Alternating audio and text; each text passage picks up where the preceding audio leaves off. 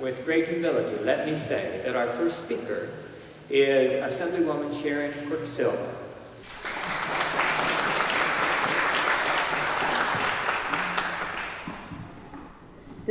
Well, thank you. This is so formal. I feel like usually when I'm speaking, especially at town halls or coffee and conversations, I just ask everybody to get in a circle because being a state assembly member, we don't always agree. So I've found more than a few times when we sit in a circle together, people become less they're able to sit and look at each other instead of point fingers, but this is very nice as well. Thank you for having me. I'm Assemblymember Sharon Quirk-Silva, and I represent North Orange County, which is all of Fullerton, West Anaheim, Buena Park, Cypress, Stanton, and La Palma. All of us who are elected as assembly members represent about 400,000 people, and we do our best to get out when we're not in Sacramento.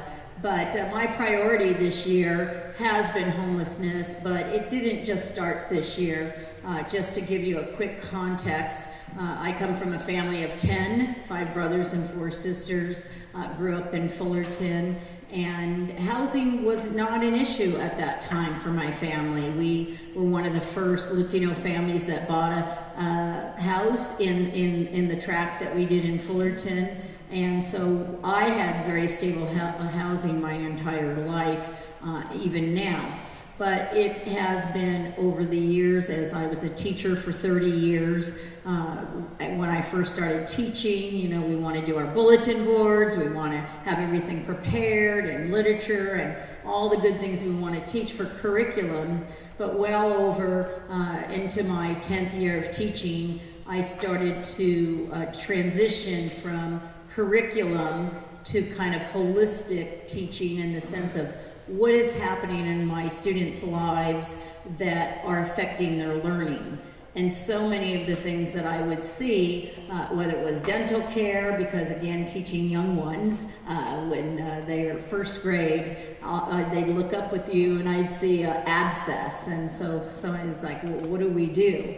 So we actually started a collaborative that still exists 20 years ago, and that's called the Fullerton Collaborative. We were able to work with the state to get funding, and a lot of those types of services were everything from eyeglasses for students to dental care to housing. In 2007 and 8, when things just really fell through the cracks as far as everybody losing their jobs or many losing their jobs, we saw that firsthand. And so instead of telling parents when they come to a conference about their grades and academics, and I did that as well, a lot of the conversation was, how could we help you? So whether they were living on somebody's couch, whether they were struggling to get their students, from high school into a community college, all of these issues. And I did work at Title I school in Fullerton, the largest Title I school in Fullerton, where I actually attended as a child. So housing has always been something that I've known that when somebody is housed, of course, everything is going to be better.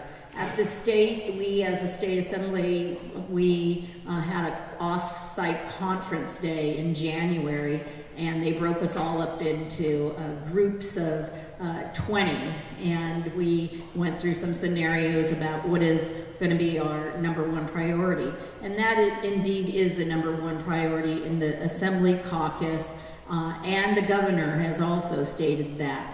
But when you say housing and you talk about housing, there are so many different types of housing, and when we talk about not only affordable housing or even shelters or emergency housing, there's a lot to discuss. And when it comes to local government, you start to see not only is there interest, people want to do something, but somehow when it comes to many councils, it gets stopped. And sometimes there's fear from the public who they are not sure that they want any type of housing in their neighborhood. California is in a crisis because we haven't built enough. So whether it's it is market rate, or any other type of housing. And I know that that gets a little scary, especially when you feel like you're from established neighborhoods and you look around and you say, where are we going to build this?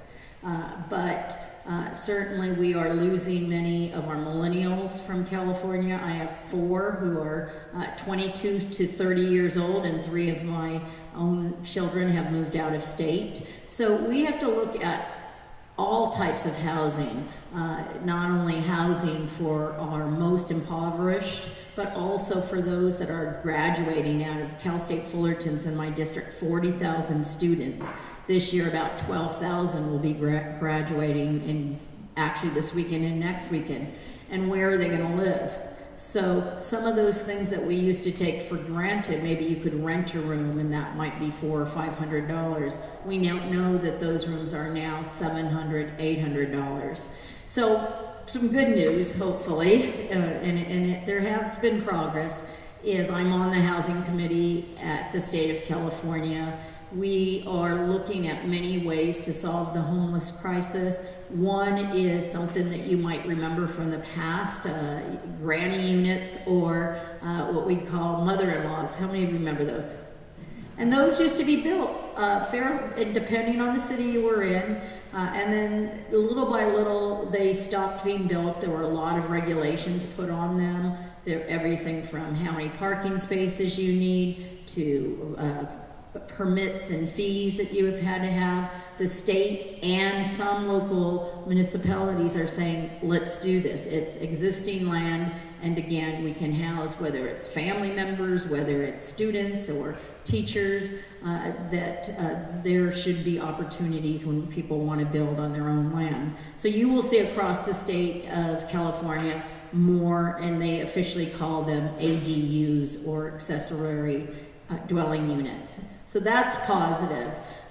There's also many small pieces of legislation that are saying we want to streamline the process for emergency housing, whether it be a shelter, because sometimes the processes can take 2 and 3 years to get anything built, let alone an emergency shelter or any type of market rate. So to streamline that, that's another area.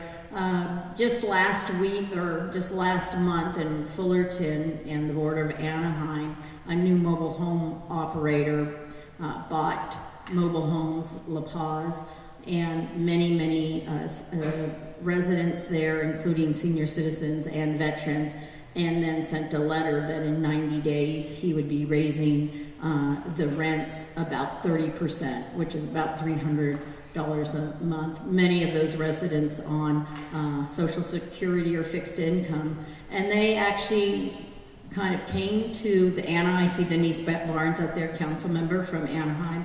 They came to Anaheim and Fullerton, and with quite a bit of energy, they were able to talk to their council members.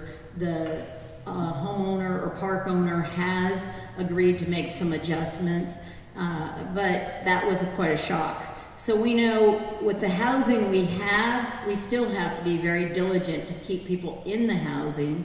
And one of the things that we've seen across the state is, what do we want to do about some type of rent control?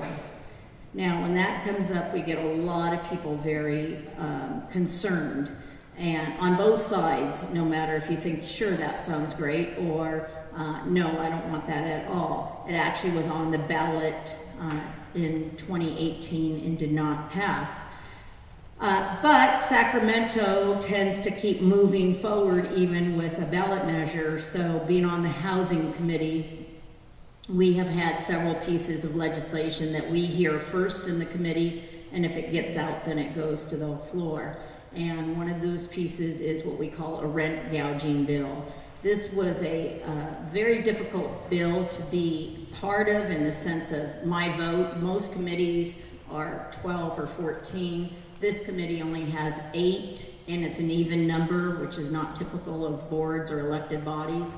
So we had to really work hard to find out, how can we move forward with something that gives some security to tenants, but also keeps the interest of the owners to want to stay in California and continually to make a profit. Now, some might say, well, why should they make a profit? They're the investors, and they're the ones that take the risk. So in my lens, and I'm just saying mine, I want to see both, like a win-win. So what we were able to come out with was a rent gouging bill that would be 5% increase plus CPI, which is about 8%. And so the owners weren't completely thrilled, and the tenants weren't. The owners wanted more, about 7 to 8% plus CPI, and the tenants wanted about 3 plus CPI, and we got to 5. There's still going to be work on it, but it is a major piece of legislation to say, you know, we want to do something, we don't want to overstep, and again, like the mobile homes, the owner did have a right to raise the rent as they were what was considered very under market, but 30% compared to 5 plus CPI, and if it was annually and people could count on that, that makes a big difference, that you can say, okay, every January, this is what I'm going to be looking at. So we are working quite a bit. We will have some tenant bills coming. The governor has put a large amount of money into sometimes one-time funds for emergency shelters and all kinds of different ways to build housing. We just need to make sure we can get some yeses at the local level. So if you say, what can we do? It's to be involved and know that when we house people, some of those other things that we're paying for, whether it's healthcare or all the other things that are priorities, education, that investment's going to be much more powerful if they are housed versus being on the street. Thank you.